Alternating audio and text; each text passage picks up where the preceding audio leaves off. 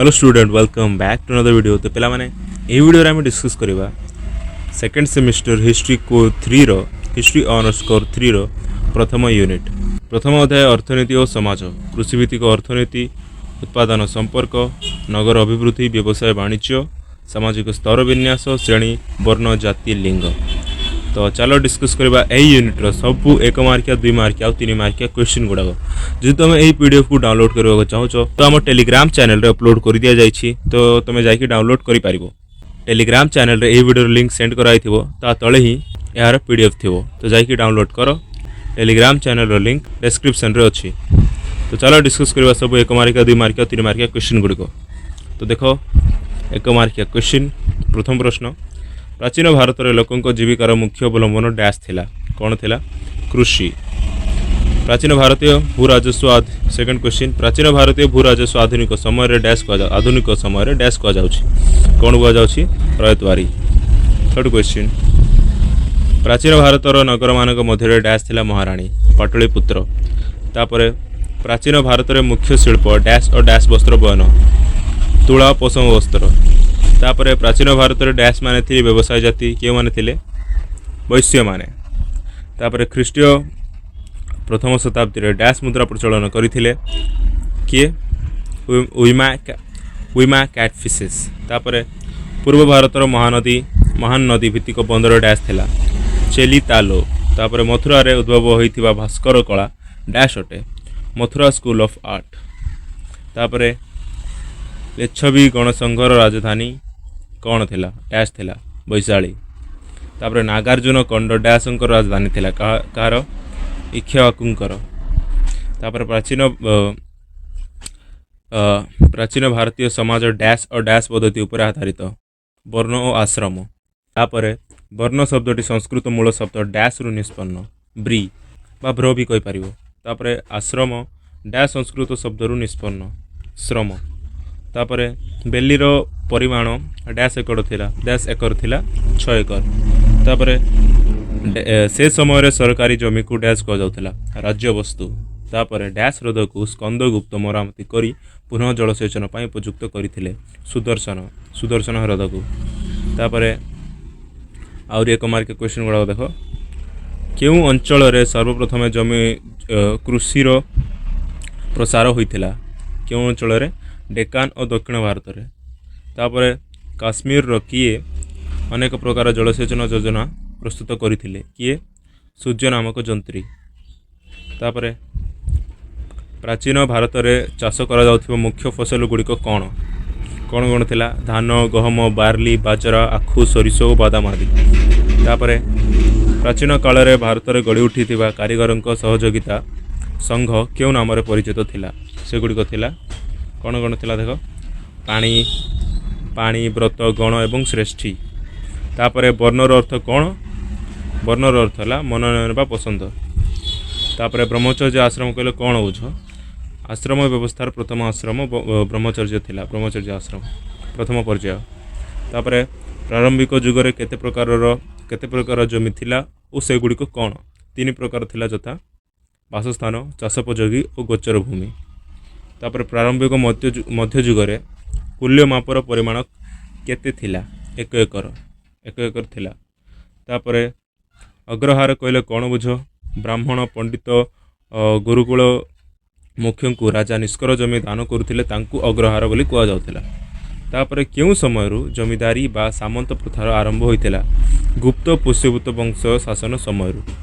तापरे मौर्य जुगरे बहिर्वाणिज्य जलपथ कहा सहित थिला तक्षशिलारू काबुल अंचल तक्षशिलारू कांधार। तापरे भारत रे जाति प्रथार आरंभ संपर्क रे लेख देख भारत रे जाति प्रथार उत्पत्ति आर्य मानक द्वारा सृष्टि होइथिला परवर्ती वैदिक जुगरे यह धीरे धीरे एक आबद्ध समूह रे परिणत होइथिला।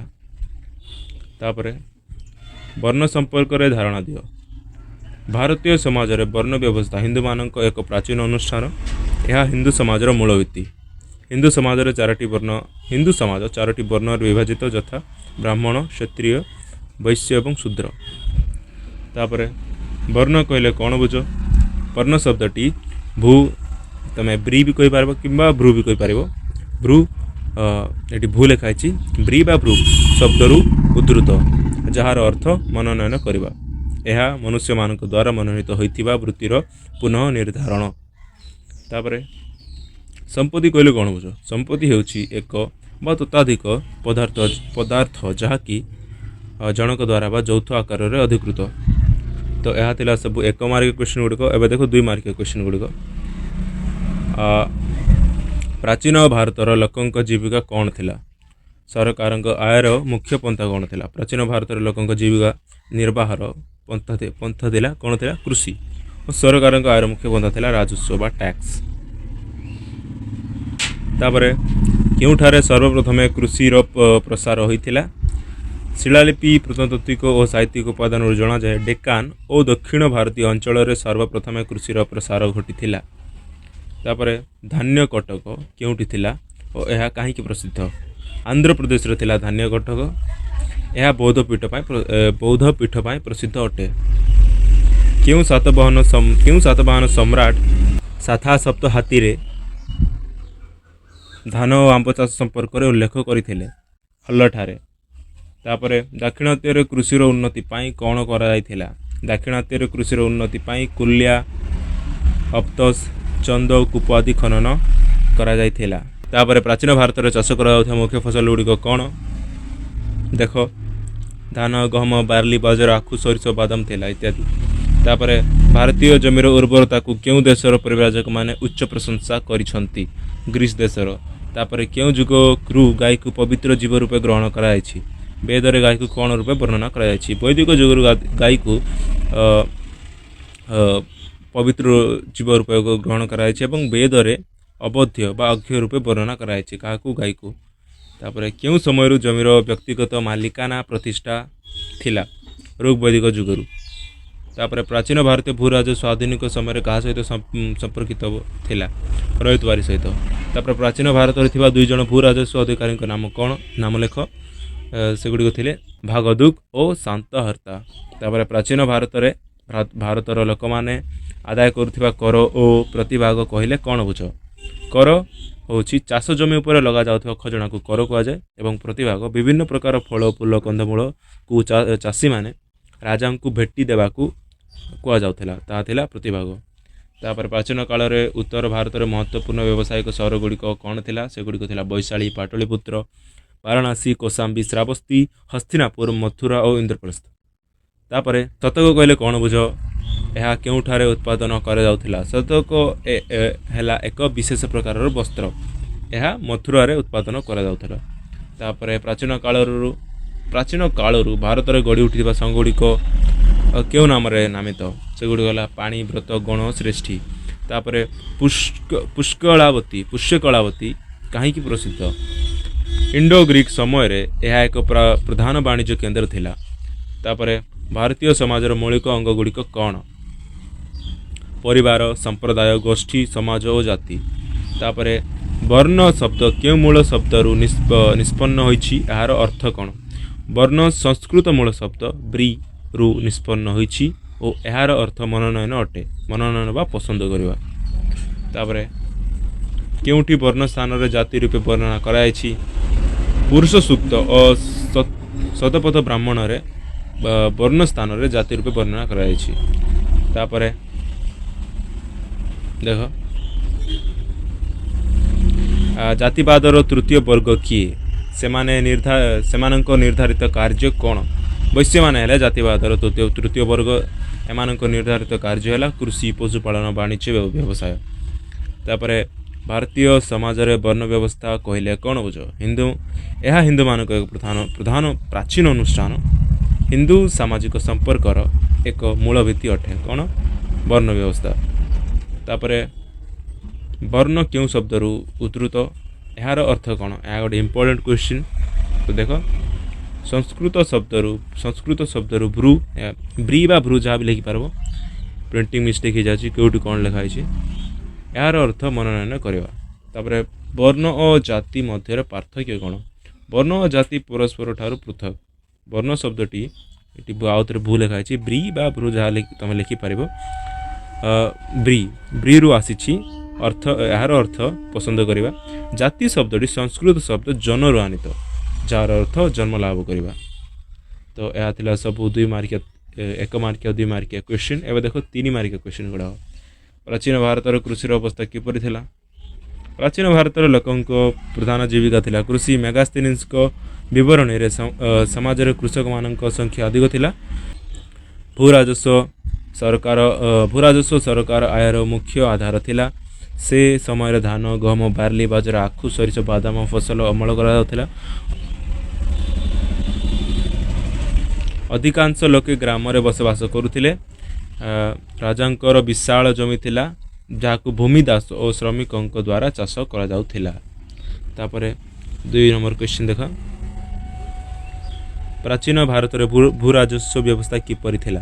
प्राचीन भारत रे कृषक माने भूराजस्व प्रदान करुथिले। से समय भूराजस्व साधारणतः 6% रु 33% मध्य थिला। भूराजस्वर भिन्नता जमीर प्रकार और आवश्यकता भित्ति आदाय कराउथिला। से समय 2 जन भूराजस्व आदायकारी थिले जता भागदुक एवं शांतहर्ता। भूराजस्व साधारणतः शस्य आकार आदाय करी शस्यागार रखा जाउथिला। परवर्ती समय भूराजस्व शस्य और मुद्रा आकार आदाय करागला। प्राकृतिक विपर्यय समय शस्य हानि हेले भूराजस्व कम करा जाउथिला बा छाड़ करा जाउथिला। तापरे 3 नंबर क्वेश्चन। वाणिज्य नगर पुष्कलावती संपर्क रे लेख। देखो इंडो ग्रीक समय एक प्रधान वाणिज्य केन्द्र थिला पुष्कलावती। यह अक्सस उपत्यकार बैक्टेरिया सहित संयोजित होइथिला। प्रसिद्ध उत्तरापथ एठारु आरंभ होई तक्षशिला सागह मथुरा कौशाम्बी वाराणसी पाटलिपुत्र और चंद्रकेतुगढ़ होई तामलुक पर्यंत व्यापीथिला। तापरे शिशुपालगढ़ विषय रे लेख। देखो अशोकंक शिलालिपि रे वर्णित तोशाली नगरी हेउछि शिशुपालगढ़। खारवेलंक शिलालिपि रे एहा कलिंग नगरी। यह एक प्रसिद्ध वाणिज्य नगरी थिला। एठार विभिन्न द्रव्य देश विदेश को रप्तानी कराउथिला। ताम्रलिपि चेरिताल सहित यार उभय जोगाजोग थिला। तापरे बारबारिकम बंदरर विशेषत्व लेख। बारबारिकम बंदरटी सिंधु नदी महानर अवस्थित थिला। सिंधु नदी सज्जा सहित समांतराल भावे गति करिथिबा एक वाणिज्य मार्ग पाटल देई बारबारिकम को तक्षशिला सहित संजोग करुथिला। तापरे पौथान कहा राजधानी एवं यह कहीं प्रसिद्ध? ये प्रिंटिंग मिस्टेक हो जाए। पौथान को मध्य प्रतिष्ठान कहुला। गोदावरी नदी तीरस्थ सहित यही नगरी सातवाहन राजधानी थिला। बयन शिल्प यही नगरी प्रसिद्ध। तापरे भारतीय समाजर गठन किपरि थिला? भारतीय समाजर मौलिक अंग हेउछि परिवार संप्रदाय गोष्ठी समाज जाति। वैदिक साहित्य जना जाए जे प्राचीन भारतीय माने आर्य मानक उद्भव पूर्व एक महान संस्कृति परंपरा प्रतिष्ठा करथिले। प्राचीन भारतीय धर्म दर्शन विधि व्यवस्था संपर्क रे आंभे माने परवर्ती धर्म ग्रंथ जथा वेद पुराण स्मृति रु जानी थाउ। तापर प्राचीन भारतीय समाज रे नारीर स्थान किपरि थिला? प्राचीन भारतीय समाज रे नारीर स्थान उच्च रे थिला। नारीर प्रभाव और मर्यादा अतुलनीय थिला। परिवार रे नारी एक महत्वपूर्ण स्थान ग्रहण करिथिला जथा विभिन्न सामाजिक अनुष्ठान रे स्वामी सह जोग देउथिला। तापर प्राचीन भारतीय समाज रे जाति प्रथा किपरि थिला? परवर्ती वैदिक जुग रे आर्य माने सामाजिक श्रेणी विभाग नाम रे जाति प्रथा सृष्टि करिथिले। एहा ही भारतीय संस्कृतिर मूलभित्ति जहा पुरुषानुक्रमे प्रचलित। पोर्तुगीज शब्द कैस्टारू इंग्राजी शब्द कैस्टा बा ओडिया शब्द जाति उत्पत्ति। इंग्राजी शब्द कैस्ट है। जाति जड़े व्यक्तिर स्त्री ओ तार पुत्र पौत्रादींकर जीवन शैली को निर्धारण करिथाए। जाति प्रथा समाज को 2टी पृथक श्रेणी रे विभाजित करुथिला जथा असाधारण और साधारण बा उच्च जाति और नीच जाति। आर्य माने भारत को प्रवेश करने समय 3टी श्रेणी रे विभक्त होइतिला जथा योद्धा पूजक बा ब्राह्मण और अन्य माने। बहुदेशीय आदिवासी निरवच्छिन्न युद्ध कठोर सामाजिक विभागीकरण पाई बाध्य कला। से माने ब्राह्मण क्षत्रिय वैश्य और पराजित देशीय लोकों को प्रत्य करी दास और गुप्त आख्या देथिले। तापर धर्मीय परंपरा अनुसार एमानकु ब्राह्मणर मुख्य हस्त दान और पादुक जात बोली संयोजन कले। परवर्ती समय जाति उपजाति सृष्टि है। प्राचीन भारतीय समाज रे चारोटी जाति देखादेला यथा ब्राह्मण क्षत्रिय वैश्य एवं शूद्र अन्य जाति चंडाल परवर्ती समय सृष्टि है। तापर जाति प्रथार जोगु समाजर की क्षति होता। जाति प्रथार कुफल गुड़िक देखा। जाति प्रथार कुफल गुड़िक है सामाजिक एकता नष्ट है। जाति प्रथार फल संतुलन ह्रास घटिला। उच्च नीच अछुआ भेदभाव समाज को कलुषित कला। तापर छुआ भेदभाव देख यही प्रथार छुआ भेदभाव एक सामाजिक कलंक। यह फल साम्यवाद भातृभाव और मानविकता बाधा प्राप्त है।